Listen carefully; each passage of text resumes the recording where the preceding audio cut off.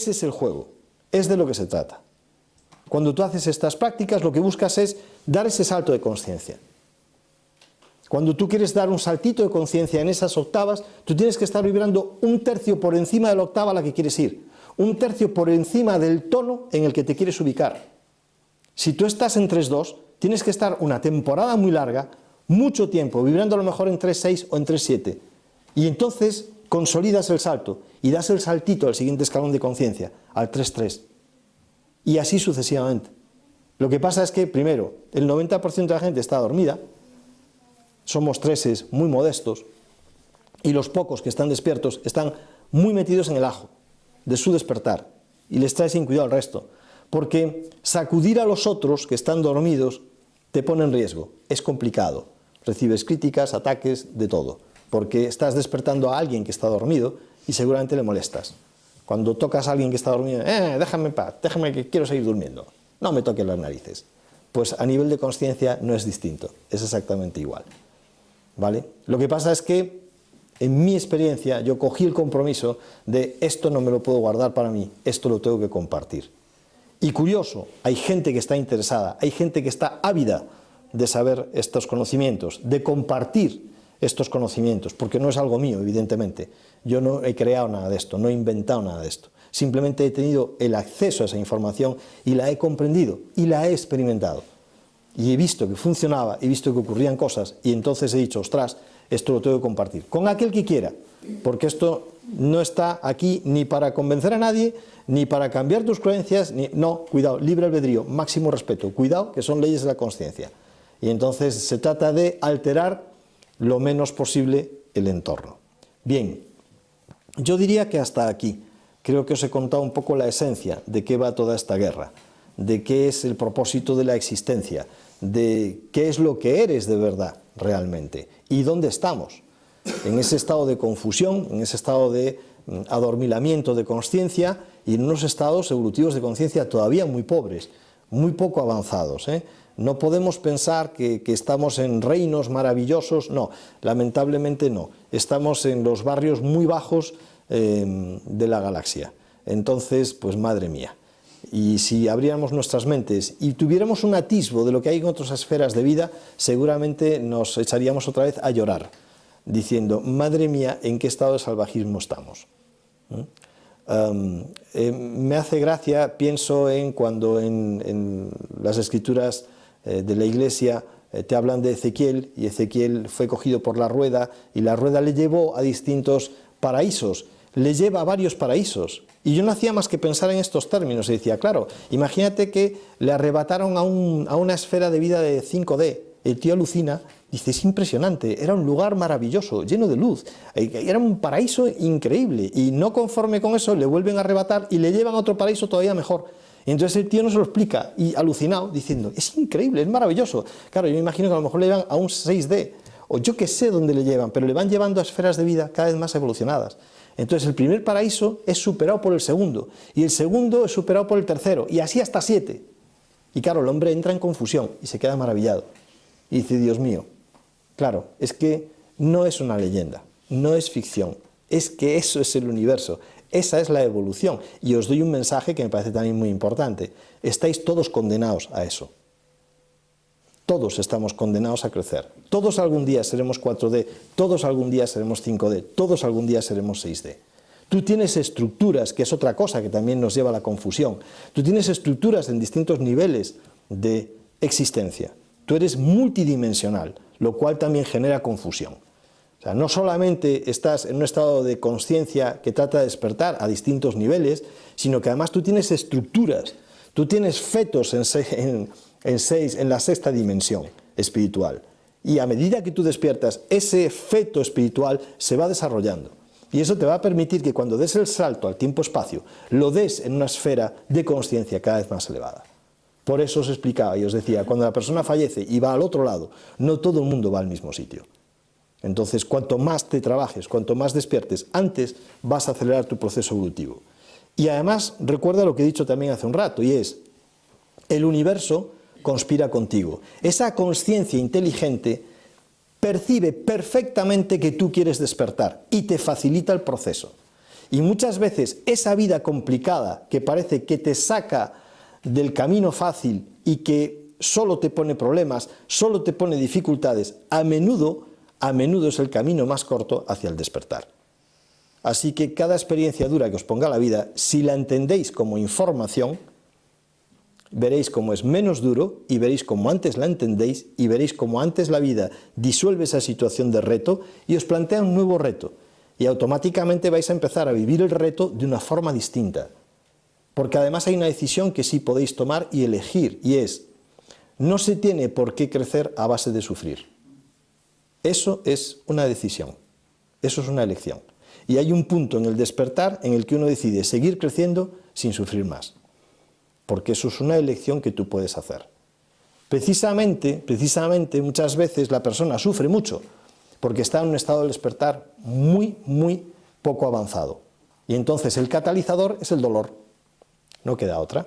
Porque no está dispuesto a pasar por otra situación más sencilla, porque no se entera, no haría ni caso de la situación.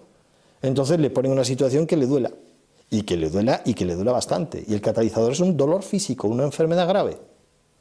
Y cuando eso lo superas, pues te ponen el dolor emocional, el dolor mental, el dolor psíquico, que duele tanto más como el físico.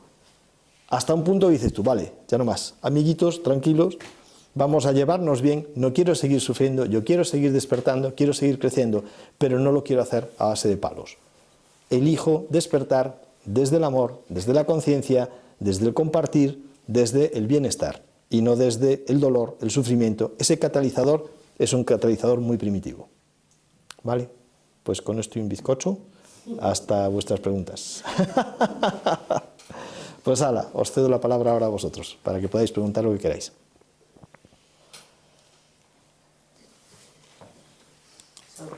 Nos ha hablado del cuerpo físico, ¿Sí? del cuerpo mental o racional y del yo superior o el yo espiritual o la energía o el alma, llamámoslo como queramos cada uno, ¿no?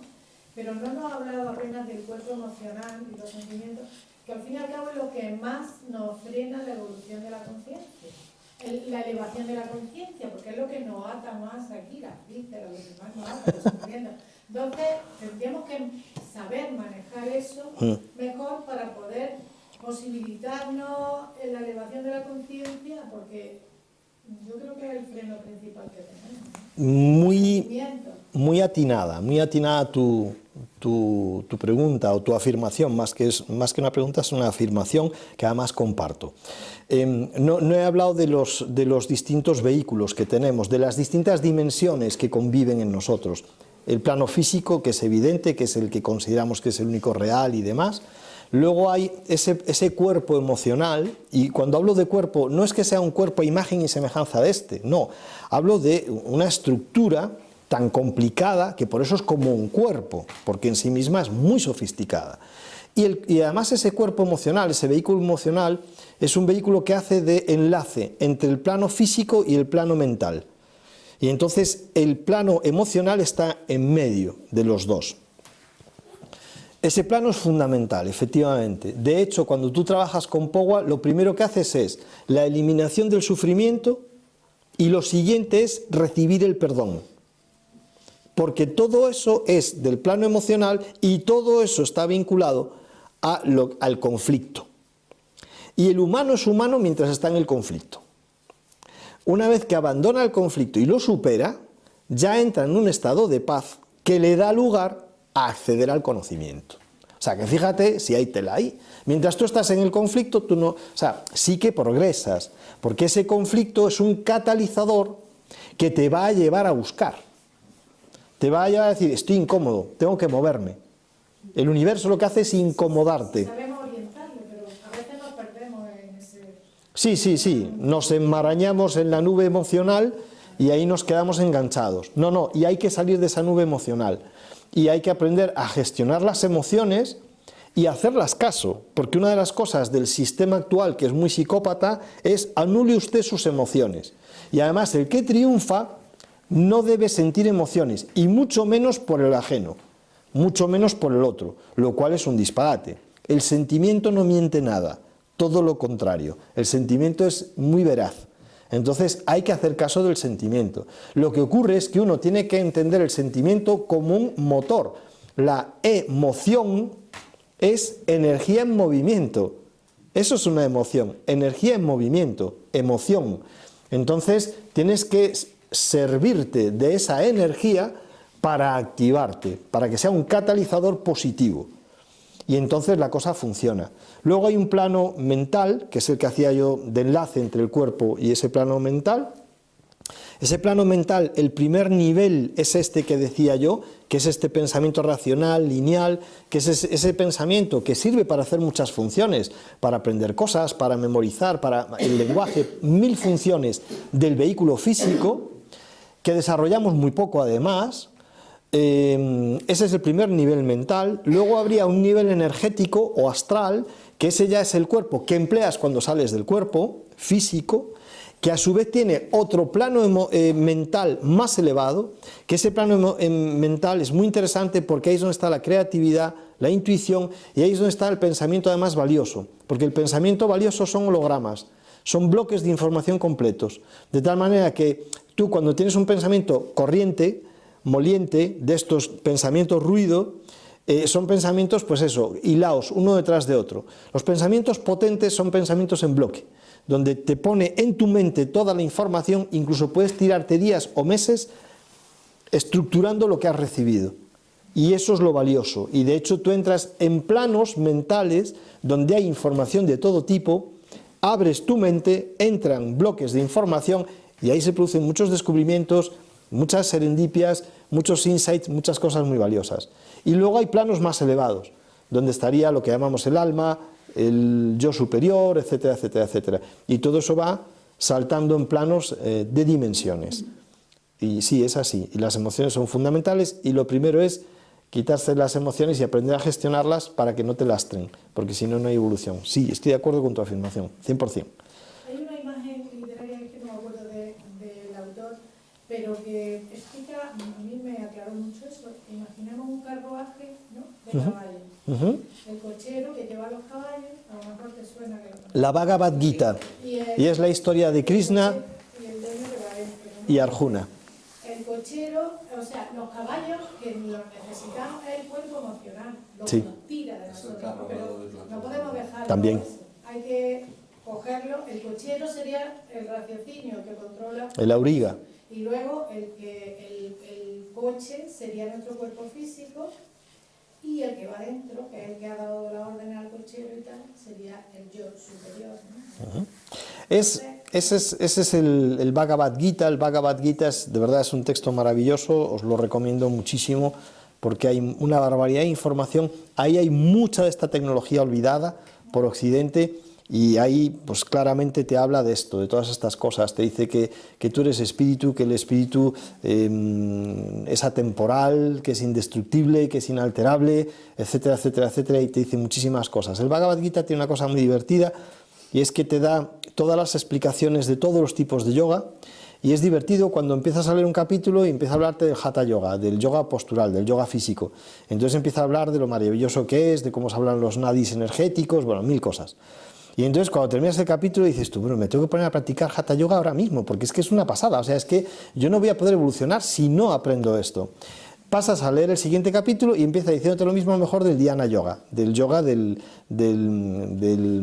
la meditación. Entonces empieza diciéndote que es lo mejor, que es la mejor práctica, que tú tienes que practicar de esta manera y tal, no sé qué. Entonces llegas al siguiente capítulo, entonces te está hablando a lo mejor, yo qué sé, de Kundalini Yoga, o te está hablando de Karma Yoga o de otro, y cada capítulo es un tipo de yoga y en cada uno te dice que es una maravilla.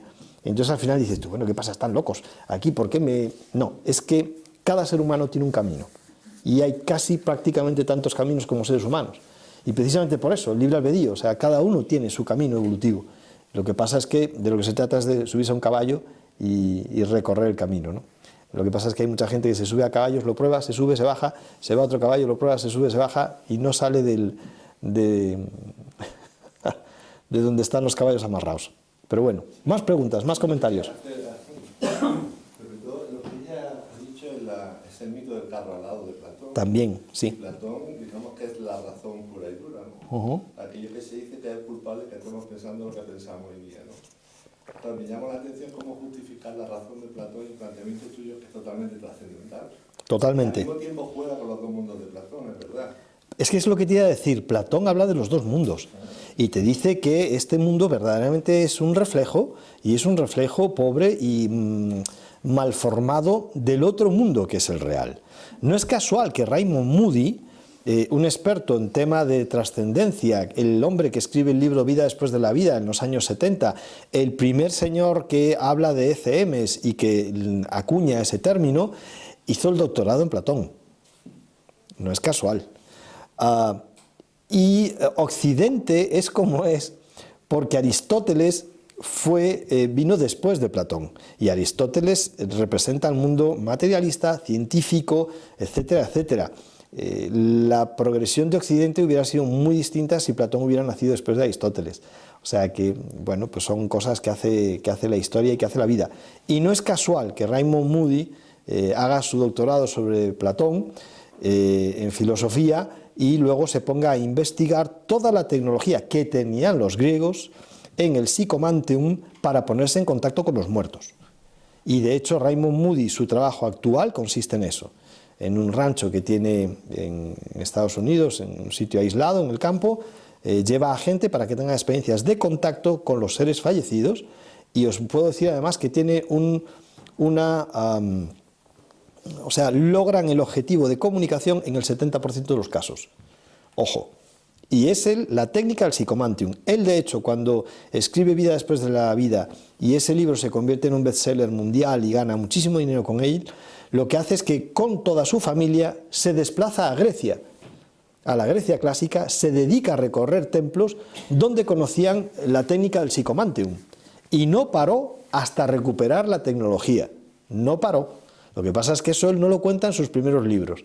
No sé cuál el tercero o el quinto libro de él, ahí sí que habla del Psychomanteum. Y ahí sí que habla de esto, que es en lo que está trabajando en la actualidad. Ha estado en Madrid además hace un par de fines de semana. Más cosas que queráis compartir, que queráis preguntar. ¿Estáis en shock? Casi muy interesante. Sí. Yo te voy a preguntar, has hablado de que Buda, es decir, los seres muy evolucionados que pasan en los distintos niveles que has dicho, como que pueden pasar directamente de uno a otro, que pueden pasar de lo denso a no denso sin perder la conciencia, sin perder la conciencia. Y viceversa, de lo no denso a lo denso y de lo... Exacto. Sí. Es decir, el filtro que hay que te borra la información entre una experiencia y otra, es un filtro para proteger una conciencia bebé. O sea, no es un jolín que faena. A ver, el drama no es la muerte, el drama es el olvido de quiénes somos y de dónde venimos y hacia dónde vamos. Ese es el drama. Pero ese drama está, o sea, ese filtro que está puesto ahí no está para fastidiar a nadie, está para protegerlo. Entonces, quiero decir, si a una persona ya le cuesta trabajo asumir su propia vida presente, sus experiencias, y a veces no es capaz ni siquiera de encajarlas para progresar, sino que se queda bloqueado, si tú encima le desvelas vidas anteriores, ya lo bloqueas del todo. Lo bloqueas del todo.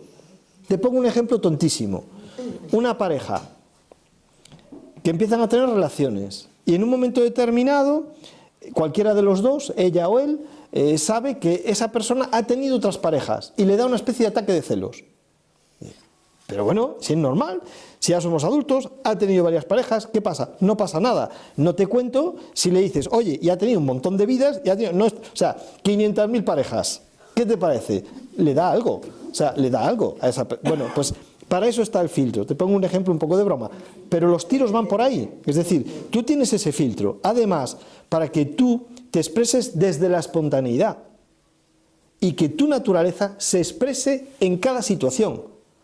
Porque si tú conocieras quién es este, el otro y el otro, a lo mejor a no sé quién le agarras del cuello directamente. Y dices, contra, que este es el desgraciado que me hizo, pero, o sea, me tiro a su cuello, porque es esa persona que me hizo todas aquellas perrerías. Entonces, te meten el filtro del olvido para que tu naturaleza se exprese de forma espontánea. Y entonces, actúes conforme a tu naturaleza, no conforme al guión, que eso es lo que importa. Y te ponen las situaciones que tengas que repetir, porque repites muchas veces curso, lecciones, hasta que lo resuelves de forma airosa. Y cuando lo resuelves de forma airosa, te pasan rápidamente de asignatura y de curso. Toma, cambiazo, pumba, otra cosa. Entonces, cuando te quieres dar cuenta, estás metido en otros líos, pero en otros líos. Y ya está, no pasa nada. Entonces, y de eso es de lo que se trata.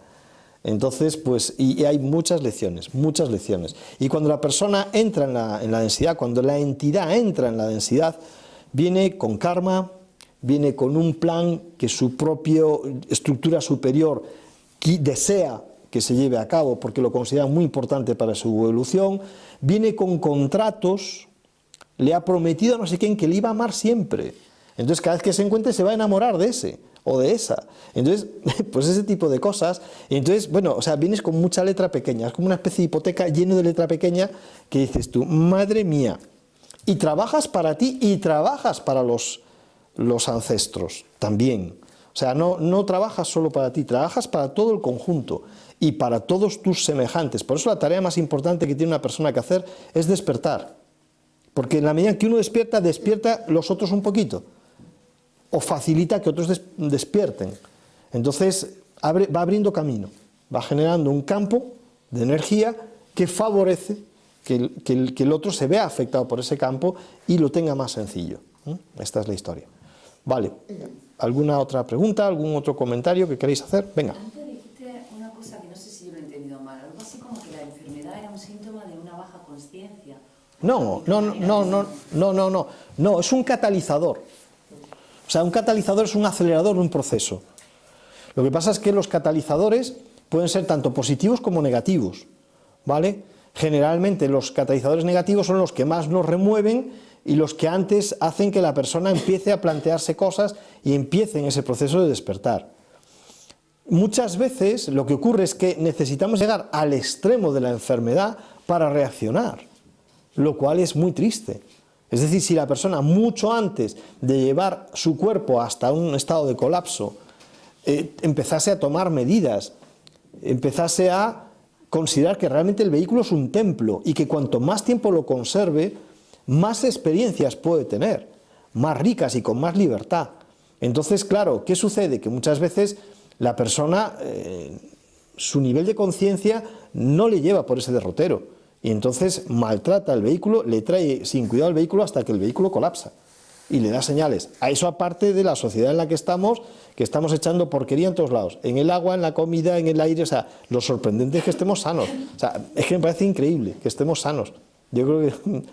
No sé si esto es estar sano. No sé cómo es estar en un vehículo que estuviera en un entorno de agua pura, de alimentos no contaminados, de aire perfectamente limpio. No me lo puedo imaginar. No sé qué se siente, porque ninguno estamos en ese entorno, pero seguro que seríamos mucho más despiertos, mucho más sensitivos, vamos, no tendríamos nada que ver con lo que somos, seguro, pero bueno, es que estamos en ese estado todavía, tan cafres que estamos llenando de porquería la habitación en la que vivimos.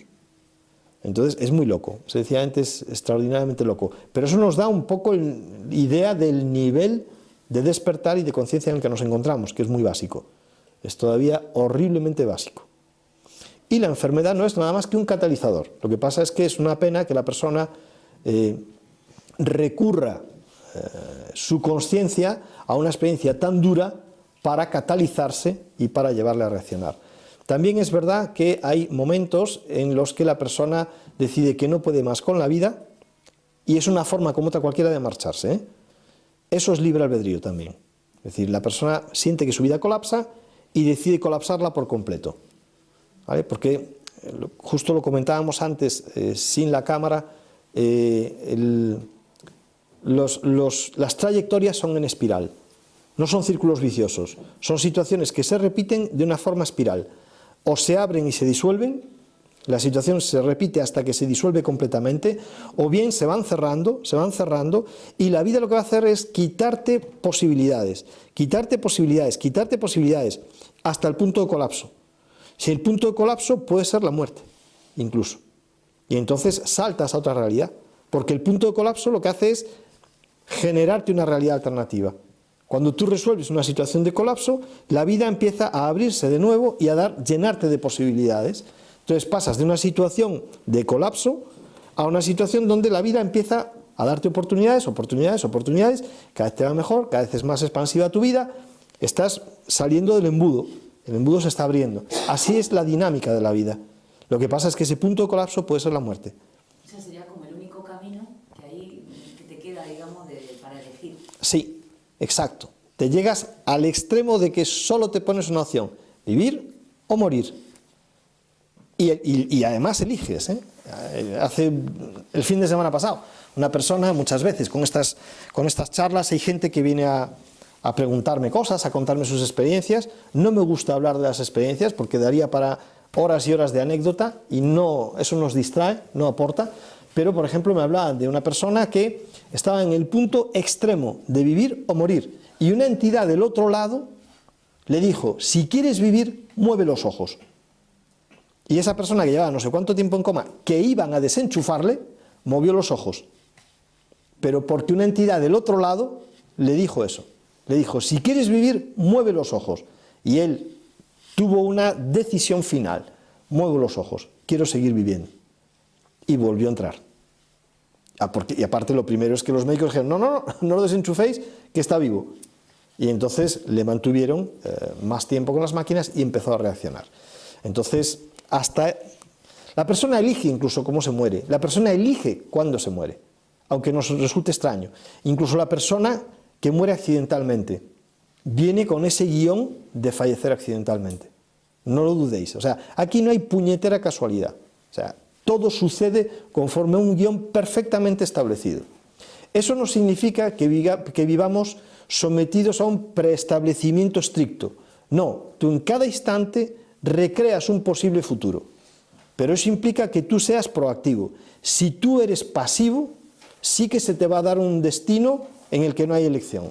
Cuanto más despierta está la persona, más posibilidades tiene, más capacidad de elección y más capacidad de negociación para modificar ese guión. Cuanto más dormida está la persona, más programada, más ceñido va con respecto al guión. Es como un niño. Cuanto más responsable es, más grados de libertad le das. Cuanto más irresponsable, más peligroso, más inmaduro, más le restringes la libertad. No es distinto en el reino de la consciencia, no es distinto en los planos espirituales, es exactamente igual, lo mismo. Última pregunta y cerramos el kiosco. ¿Cómo combina la idea esta que estás diciendo de guión preestablecido y libre albedrío? Lo que estaba comentándole a ella, es decir, cuanto menos despierto está ese individuo, más sometido está a las leyes, a las normas, al guión evolutivo, a su ritmo, a su nivel. Tú eres una conciencia 3.0, pues en el plan de la conciencia 3.0 está que experimentes no sé qué lecciones. No hay negociación. Eso es lo que te va a traer la vida. Y ya está. Te pongo un ejemplo muy lamentable.